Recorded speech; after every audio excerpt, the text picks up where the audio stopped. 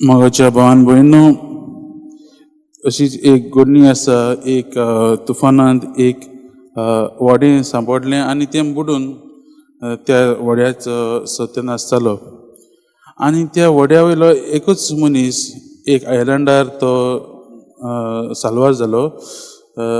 एकूच मनीस आसलो आनी तो मनीस त्या आयलंडार व्हरलो तेन्ना तो रावतालो. कोणूच ताका येवन व्हरत एक व्हडें एक शीप पास जाता जाल्यार तशीच ते सायडीन वयता जाल्यार आपणाक व्हरतली काय म्हूण तो सदांच रावतालो.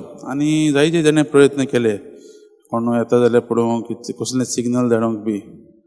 आनी कोणूच येना जावन ताणें थंयच एक झोपडी बांदली आनी जें कितें ते तुफानान सांपडले त्यो बोटीचे कुडके बी एकठांय करून कितें वस्तू कितें आसल्यो त्यो ताणें घेतल्यो आनी थंयच एक धाकलेंशें घर बांदलें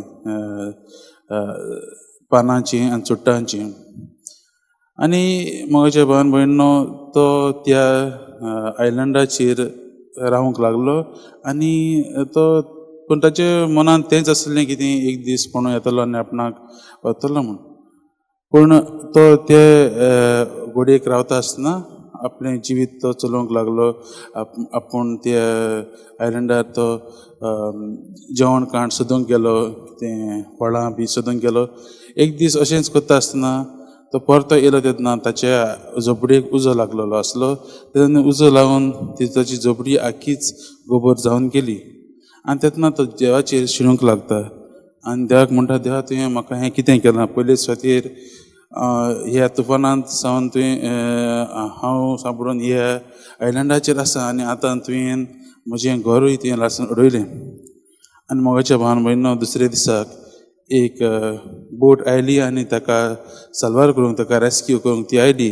आनी जेन्ना ताणें विचारलें तुका कशें कळलें? ना, आमकां तुजें सिग्नल दिसून आयलें. मोगाच्या भावान भयणो, अशीच घडणी आयज आमी पयल्या वाचपांत पळयल्या. इज्रायल लोक जे आसात तांकां देवान इजिप्टांतले गुलामपणांत जे आसले तांकां भायर काडलेलीं. ते तेन्ना तांकां व्हरोन ते चलता आसतना ते देवाचेर आनी मोइजेसाचेर शीण करूंक लागतात. आनी ते पयलोच तांचो पयलो जो मानामेंत आसा देवान दिल्लो तो ते विसरतात. ते देवाक मान दिवंक विसरतात. ते देवाचेर विश्वास दवरूंक विसरतात आनी ते देवान तांकां ताच्या जिवितांत कितें केल्लें तें विसरतात. तांकां सुटका दिल्ली देवान इजिप्तांतल्या गुलामपणांतली ते विसरतात आनी देवाचेर शीण करूंक लागतात. आनी तेन्ना देव तांकां ते सोरोप धाडून तांकां ती त्रासान पडटा. आपणाचेरच ती मानून घेतात मोगाच्या भावान भयणो. आनी तेन्ना मोइजेस तो पितूरचो स्वरूप उबारून त्या पितूरच्या स्वरुपाकूच पळयल्यार ती सगळीं बरीं जातलीं म्हूण, तांकां पेखवणी मेळटली म्हूण तें आमकां आयच्या ह्या वाचपांत कळूंक येता. आनी हेच भाशेन मोगाच्या भावान शुभ वर्तमानाकूय आमी तेंच पळयलां. आतां जेजू ह्या दिसांनी आमी पळयतात, जेजूचे आपले कोश्टा मनाची वाट चलचो आसा. आनी तो परतून परतून हे फारिजेवांक तो सांगता, फारिजेवांक आनी धर्मशास्त्रांक बी सांगता की तोच खरो देवाचो पूत म्हणून, तो जेजू सोडवणदार म्हणून तांकां सोडितलो म्हणून. पूण मोगाच्या भावान भयणो, हे फारिजेव आनी हे ते आपल्याचेच पातकान बुडलेले आसात. आनी ही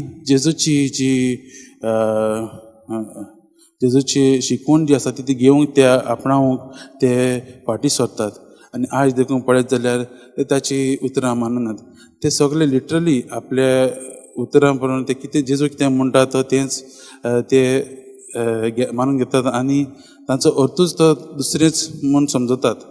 मोगाच्या भावान भयणो, आयज देखून जेजू आमकां सांगता आनी पवित्र पुस्तकांत आतांच आमी आयकलां, जेजू म्हणटा तांकां म्हणटा की तुमी हे संवसारांतले, आपूण ह्या संवसारांतलो न्हू, आपलें जें आपूण जंय आसा तें दुसरेंच. आनी हेच भाशेन जेजू तांकां कळीत करतालो की तो सर्गीच्या राजाची खबर करतालो.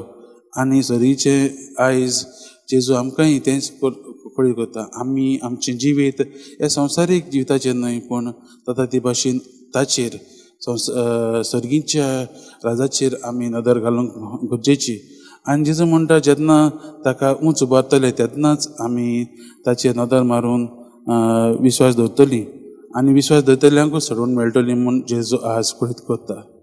मोगाच्या भावान भयणो, आमी कितलीं पातकां आसूं आनी कितले त्रासांत आसूं, कितले संकश्टांत आसूं, जे देव आमकां सदांच पळयता आनी आमकां आयज सगळ्यांक आमंत्रण दिल्लें आसा. आमी ताचेरूच नदर मारूंक, आमी जाता ते भाशेन जेजूचेरूच नदर मारूंक आमच्या जिवितांत ताचेरूच नदर मारून मुखार वचूंक गरजेचें. आयची दोनी वचपाक आमकां तेंच शिकयता, देवाचेर नदर मारूंक. आमी हेंच करूंक वावरुया आनी आतां आमी ह्या प्राचीत काळांत आसात तेन्ना आमचें जीत बदलून जेजूचेर आमचे दोळे लावूंक देवाचोच आदार आमी मागुया.